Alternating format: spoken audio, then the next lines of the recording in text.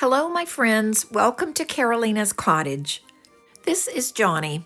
I have been searching the internet and I found another inexpensive craft idea for making Christmas decorations. If you recall in my previous video, I used toilet paper with glue and water to make castings from silicone molds. Well, today I'm going to show you how to use cardboard egg cartons to make paper mache that can be used in silicone molds in place of air dry clay. This technique is so inexpensive and produces paper mache that's very interesting to work with. It produces a very nice texture. It can be painted and attached with craft glue or wood glue. I will put Myra's link for IOD products in the description below. So to get started, I just went through the silicone molds that I have on hand and decided which ones I thought might make a good casting using the paper mache. And a good tip for some of these, because I know that you all want to know the names of some of these molds, especially if they're Iron Orchid design or Prima redesign. So I've listed the names of these molds on the edges of each one, and so I'm not sure if that's something you want to do, but it's just helpful for me. But what I did then was went through and picked out what I thought might make good Christmas decorations. I'll be painting these and gluing them onto wooden blanks. I'm going to remove any labels that are glued onto this just because it's a different weight of paper than what the cardboard carton is made from. I will be tearing the cardboard carton into small pieces and soaking it in water.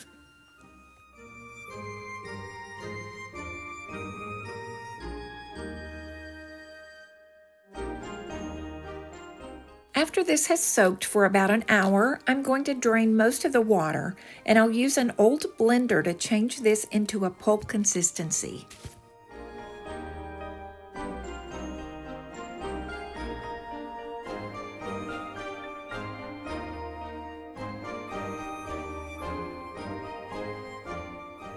I do want to remind you to turn off the blender and unplug it when you're placing anything in the blender. I'm adding just a little extra water to the blender just to make sure there's liquid in the bottom.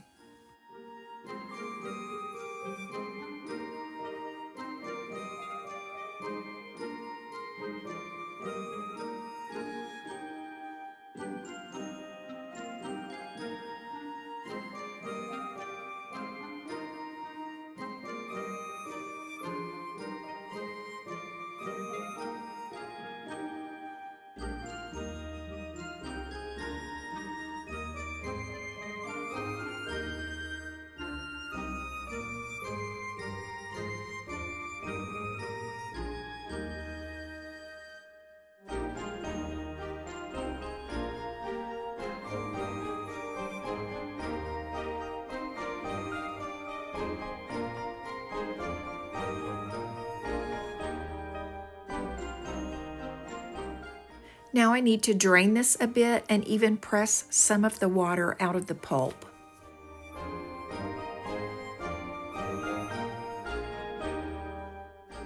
There's no need to prep the mold as you would for air dry clay. This just needs to sit in the mold for 24 to 48 hours until all of the water has evaporated. I used a stick to press the pulp into the smaller areas of the mold.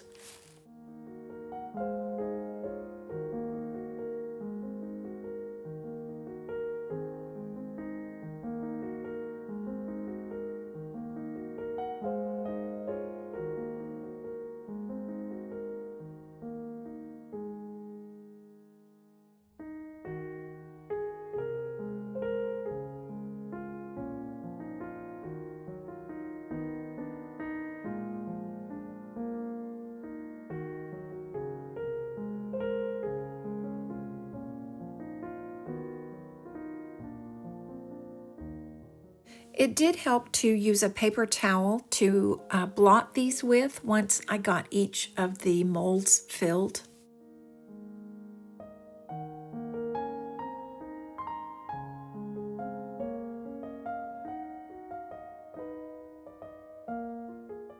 And it did take these almost 2 days to dry. This is about halfway through the process, and so you can see that a lot of the water had evaporated. They're turning lighter in color as they dry. It was so hard to not want to take them out. I did try to take a few of them out just to take a peek, but they're really more fragile before they're completely dry. And so I did end up breaking a few of the little legs and things as I was just kind of checking these out. But, it's very similar to the air dry clay. If any of these pieces break, you can just glue them back together with glue. And once you put the top coat and the chalk paint on them, you're not going to be able to tell that they were ever broken. Once I decide which of the wooden blanks I'm going to glue these on, I will use my scissors to trim each of these because they're cardboard, and so they're very easy to trim. I did not use all of these in today's videos. I just kind of used probably 2/3 of these, but I'm just kind of going through the process here of deciding, planning in my head what I want these to look like when they're finished.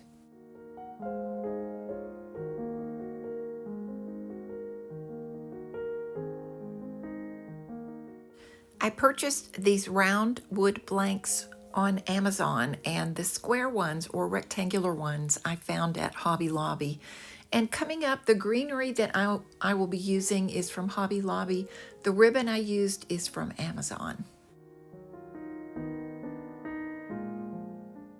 Now that I have these decided, it's time to trim the edges, and then I will put a clear top coat over the cardboard portion of these, and then it will be time for a couple of coats of chalk paint.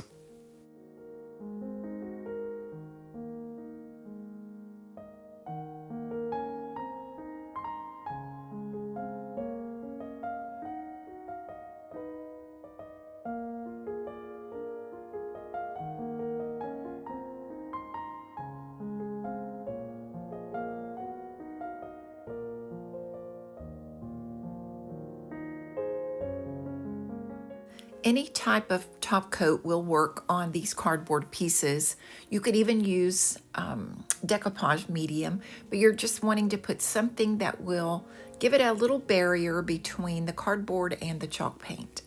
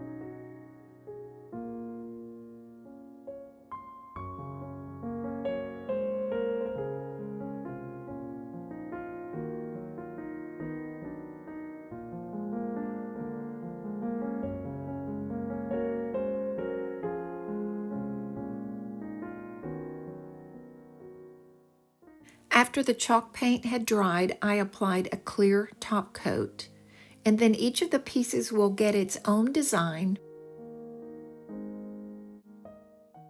I'm using a scrap piece of rice paper to decoupage on a couple of these. I had purchased these gold embossed rice papers from Paint Couture, and I will put that link in the description below.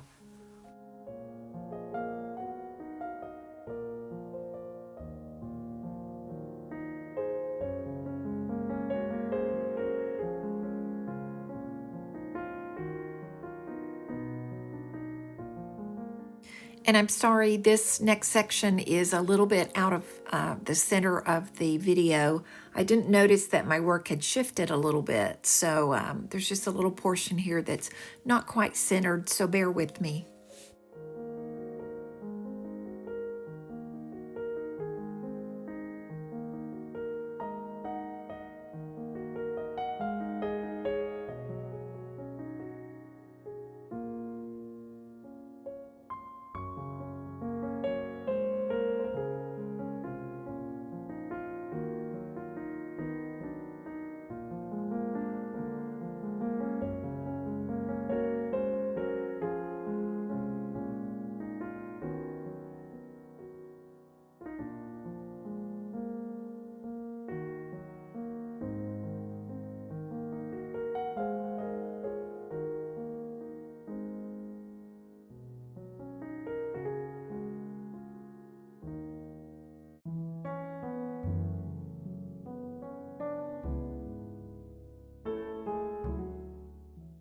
I'm applying a very light coat of gold paint.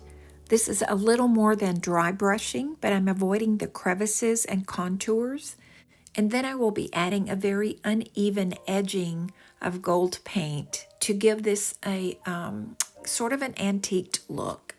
The colors I'm using today reflect a cottage style shabby theme, and you could certainly change this look with more traditional Christmas colors.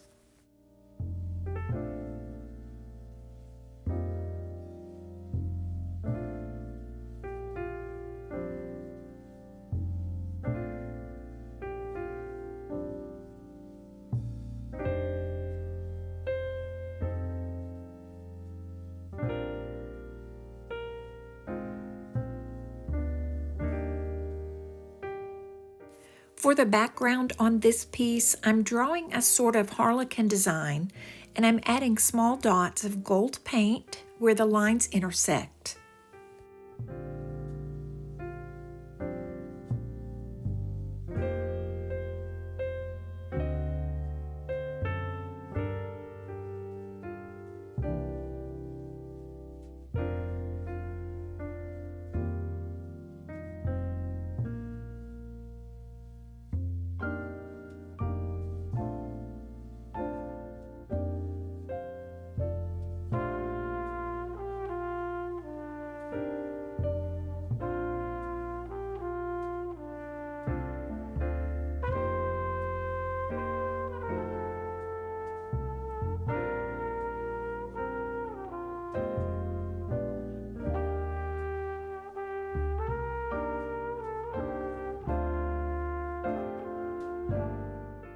I'm using the tip of a clay sculpting tool here, but you could use the tip of a paintbrush for these dots.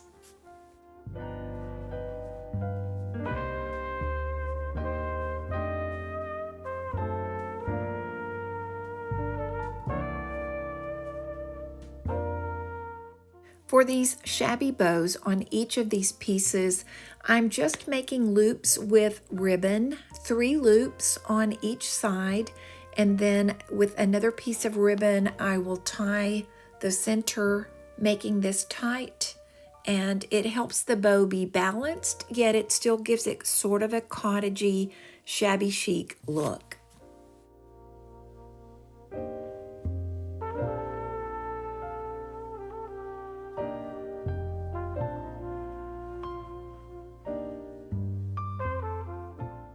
I purchased these from Hobby Lobby. They were $5.99 for a set of 6, and I think they were 40% off when I bought them. These were in the sewing section, and I'm going to use my wire cutters to remove that little loop that's on the end.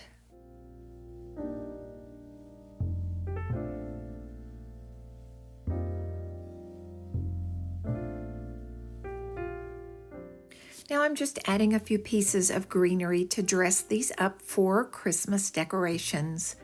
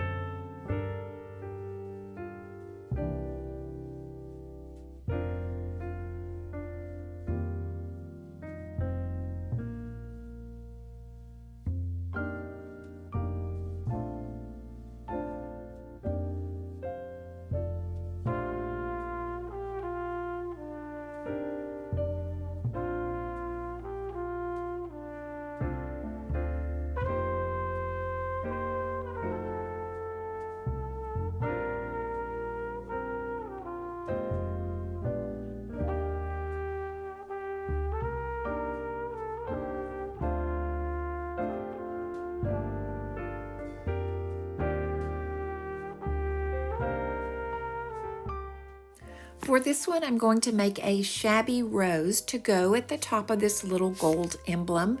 So I'm going to tie a knot in the end of the ribbon, and then I will twist it and turn it in a circular motion, adding glue every so often to help keep the ribbon together.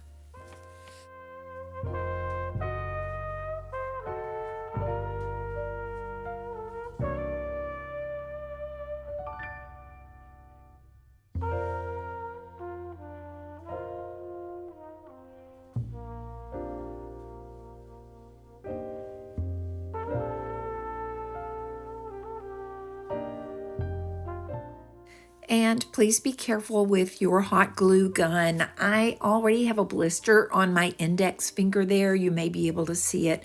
I didn't do it making the rose here, but it was on a piece I was working on earlier. So yeah, these can really burn you, so please be very careful with these hot glue guns.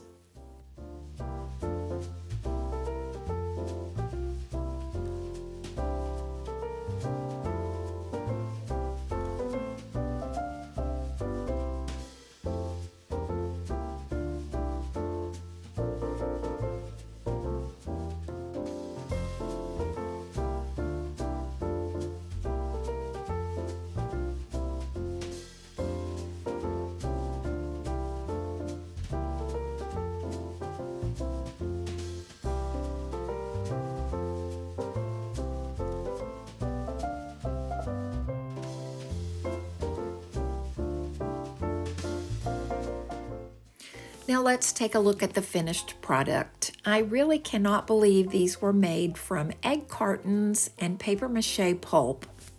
I do think they look a little different than the air dry clay or resin castings. They almost have a plaster look to them, and I think the toilet paper molds had a similar look. It's just a little bit different texture.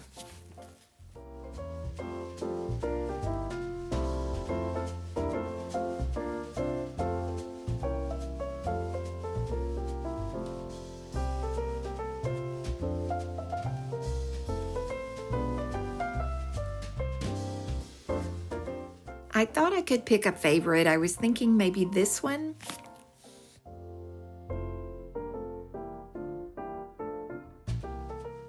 But I really like this one.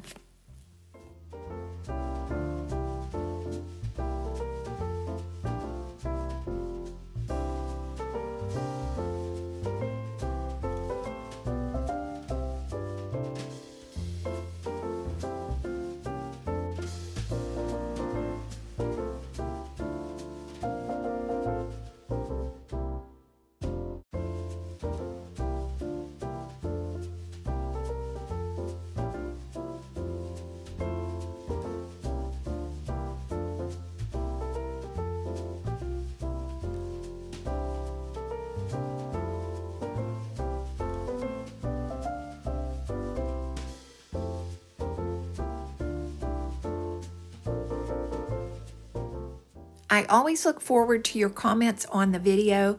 Please give it a thumbs up if you liked it. If you have not subscribed, please do that. Thank you for watching today, and I will see you in the next video.